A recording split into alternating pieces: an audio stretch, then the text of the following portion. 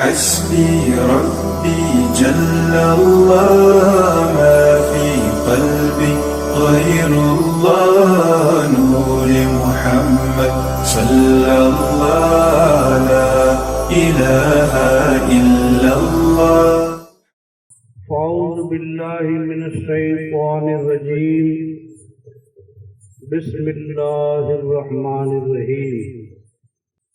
يا أيها الذين آمنوا لا تتولوا قوما غضب الله عليهم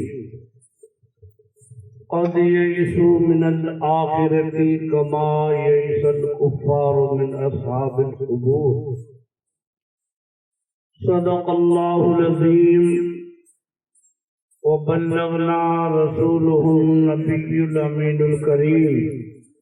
ایک مرتبہ نبی کونین سرور کائنات صلی اللہ تعالی علیہ وسلم کی بارگاہ بے کس پناہ میں ہدیہ درود سلام پیش کریں. اللہم صلی علی سیدنا و نبینا و حبیبنا و مولانا محمد و بارک وسلم صلاۃ و سلام علیک یا رسول اللہ. یہ محفل پاک آج کس غرض سے سجائی گئی؟ میں نے قرآن پاک کی آیت مقدسہ کسی کے فلسفہ لوزک اس کی وجہ بیان کرنے کے متعلق میں نے قرآن پاک کی آیت مقدسہ پیش کی ہے کہ آج یہ محفل پاک کس مقصد سے رچائی گئی.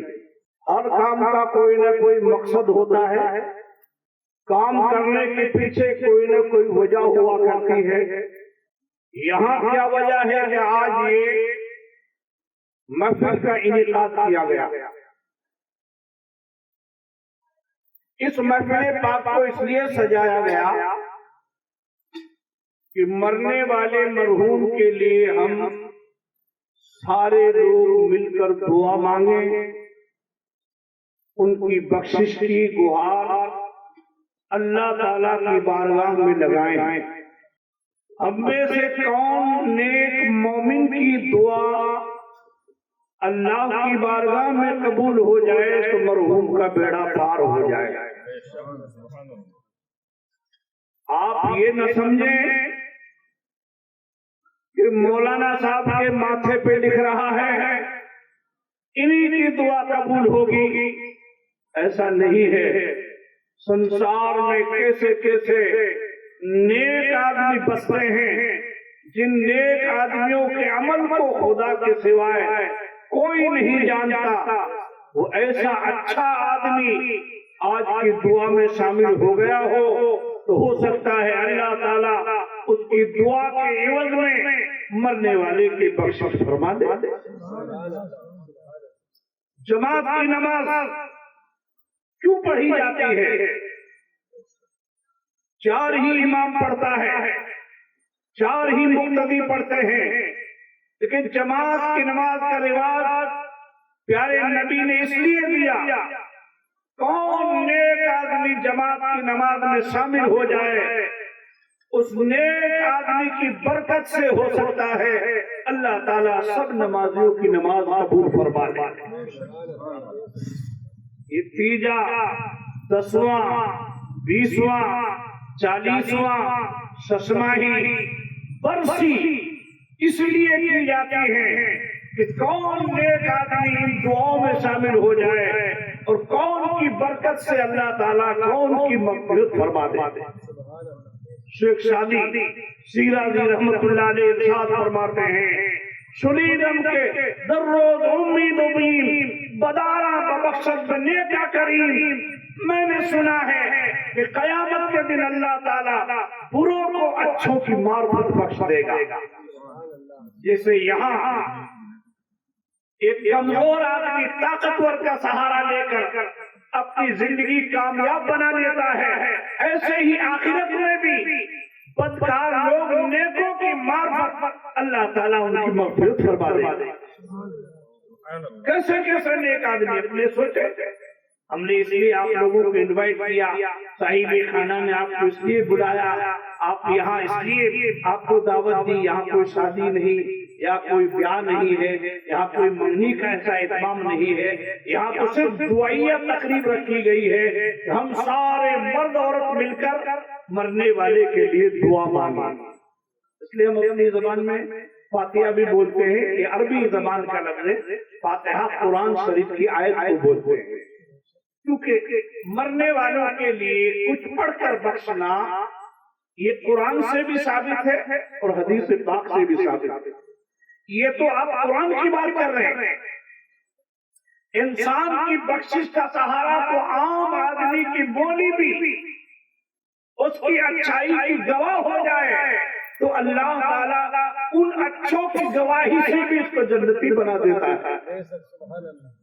सरकार फारूक आज़म रज़ी अल्लाह ताला अन्हु हदीस पाक बयान फरमाते हैं, एक जनाजा मेरे नबी के सामने गुजरा, सरकार ने इरशाद फरमाया वजबत।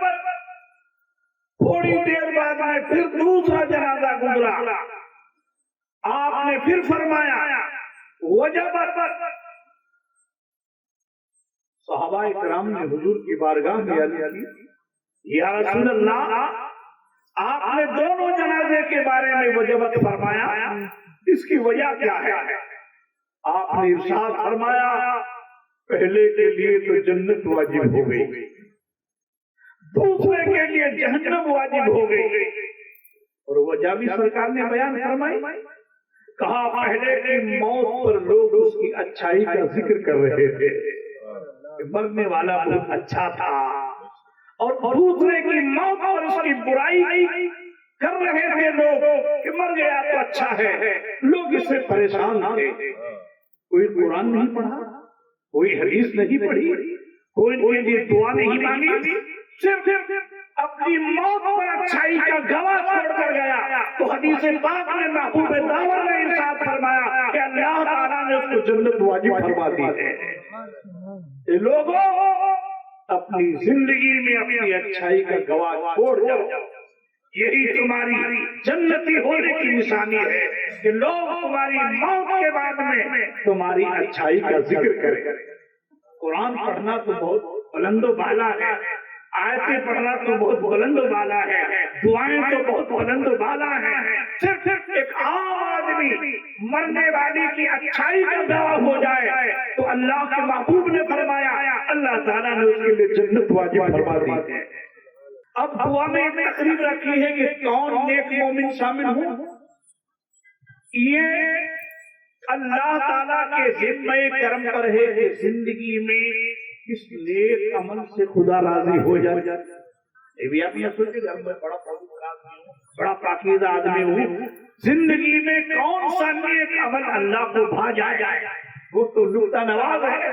जिंदगी की कौन सी अदा उसको पसंद आ जाए, आज भी अहादीस तैयबा इस बात की गवाह है। अल्लाह के महबूब सरवरे कायनात सल्लल्लाहु अलैहि वसल्लम के जमाने में एक ताइफा ये सरे राह से जा रही थी। एक कुत्ता प्यास की वजह से जबान कीचड़ में देख कर अपनी प्यास बुझाने की कोशिश कर रहा था, पानी नहीं।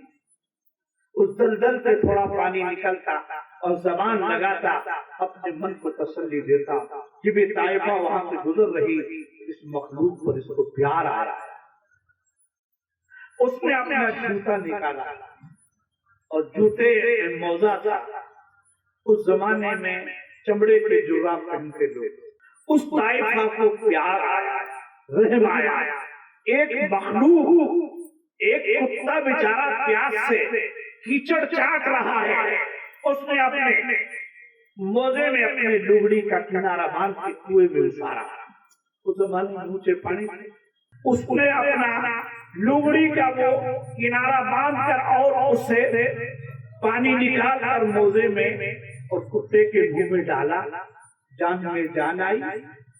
उस मखलूक पर प्यार करने से खुदा इतना राजी हुआ कि उस औरत को अल्लाह ने बुराई से तौबा करने की तौफीक दी।